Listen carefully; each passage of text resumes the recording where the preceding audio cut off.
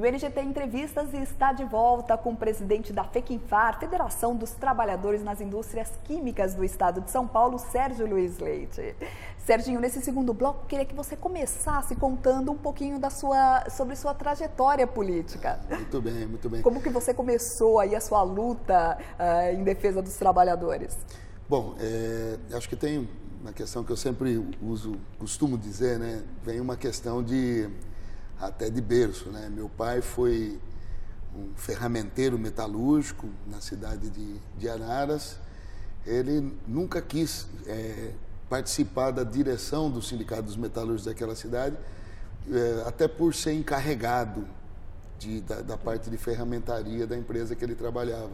Mas sempre foi sindicalizado, gostava muito do sindicato, participava de todas as assembleias do sindicato, das atividades, do clube, foi fundador da colônia de férias da Federação dos Metalúrgicos do Estado de São Paulo. Tem fotinha lá da pedra fundamental.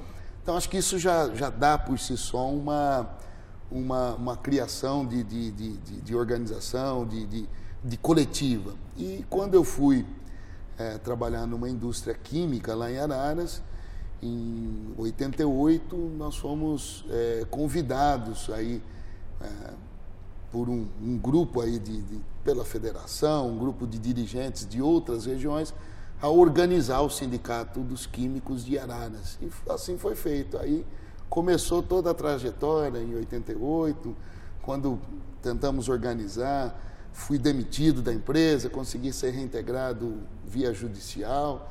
E aí continuou esse processo, consolidamos o Sindicato de Araras. Depois eu deixei a direção do Sindicato de Araras, vim para a Federação dos Químicos do Estado de São Paulo, já em 93. Depois regressei aí já voltei como dirigente lá, porque nesse meio tempo eu troquei de empresa, me vinculei a uma empresa lá do município de Rio Claro, onde estou diretor até hoje, lá nos Químicos de Rio Claro.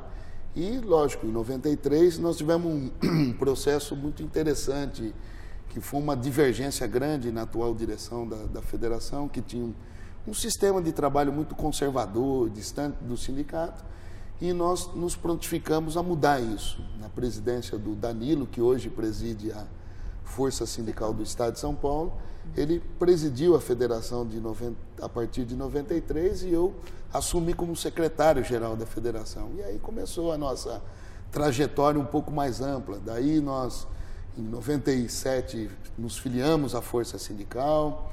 Depois, em 2004, criamos a nossa Confederação Nacional dos Químicos, organizamos o setor químico nacionalmente e agora eu estou já no segundo mandato na presidência da Federação dos Químicos. Em 2009 assumi meu primeiro mandato como presidente e agora, há 2 meses atrás, fui reeleito para mais um mandato de presidência da Federação dos Químicos. E nesse meio tempo nós assumimos também uma função importante na Força Sindical Nacional, que tem um espaço enorme para a gente trabalhar lá, que foi assumir a primeira Secretaria-Geral da Força. E isso tem o formato que nós trabalhamos lá na Força Sindical, bastante aberta, democrática, e assumimos discussões importantes nacionais na Central, né?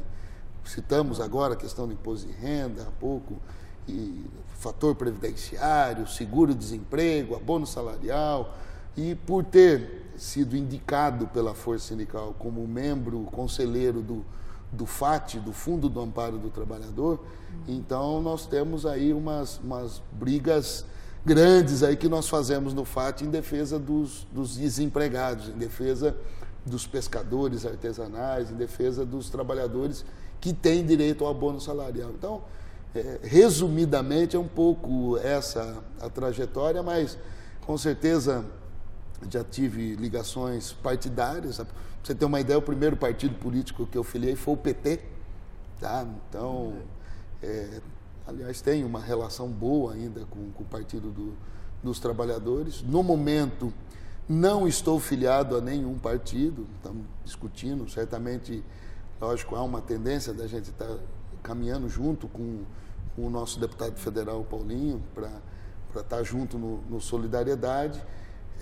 mas, logicamente, a nossa prioridade sempre foi levar aí a política trabalhista, tá? Representar a força, e isso exige que nós tenhamos uma relação com todos os partidos. O governo não importa se ele é o governo A, B ou C, mas a relação, a gente pode ter preferência por um, por outro, mas a relação, a central tem que ter relação com todos, sem dúvida, todos os governos, levando as nossas bandeiras de luta. Então, pouco isso tem sido a nossa trajetória e logicamente, não que você não mude de opinião, mas, logicamente, a gente cria uma característica na sua história sindical. E a história sindical mostra e nos colocou para nós um processo bastante, eu me considero, nós já tivemos grandes vitórias, mais vitórias do que derrotas no movimento sindical.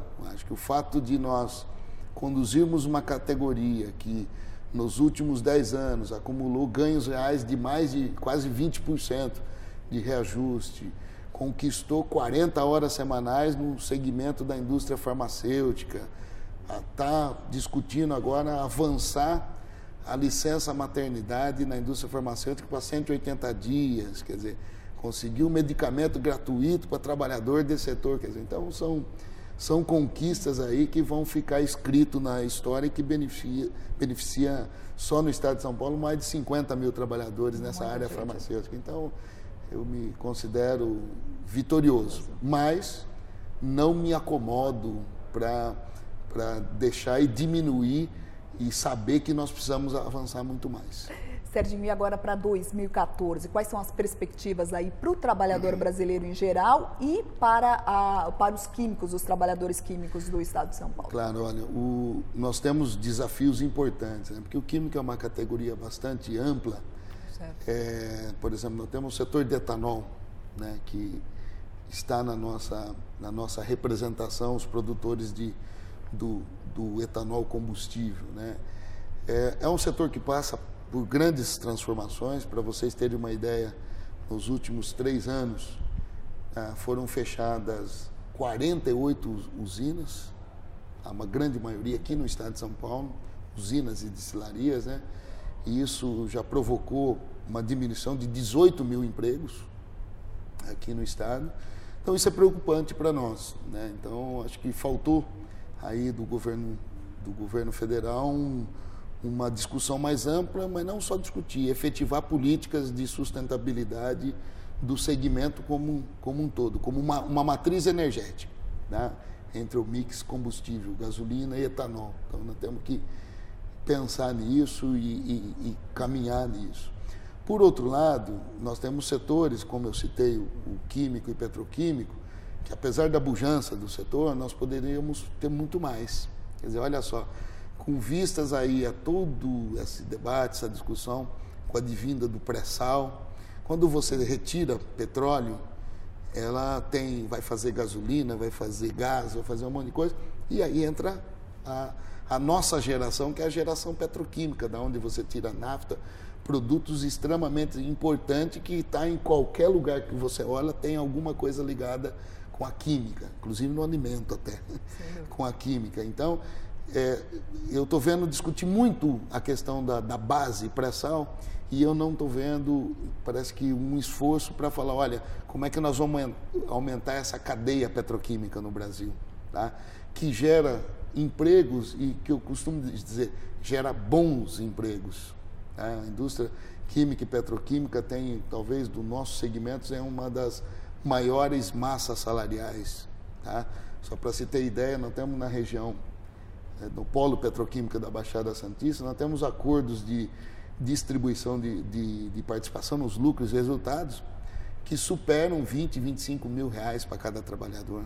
Quer dizer, então, você vê que diferente um pouco a relação dos operários gerais aí que tem no Brasil. Então, investir na cadeia produtiva petroquímica com certeza o Brasil cresceria, criaria bons empregos de qualidade.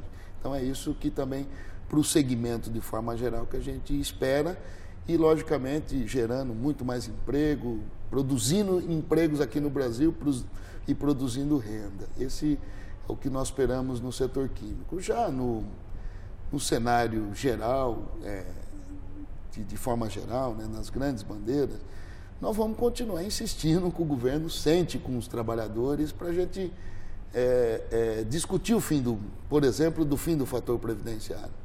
O Diese fez um levantamento para nós. O fator previdenciário ele custaria para o Brasil, para os cofres públicos, 3 bilhões de reais por ano.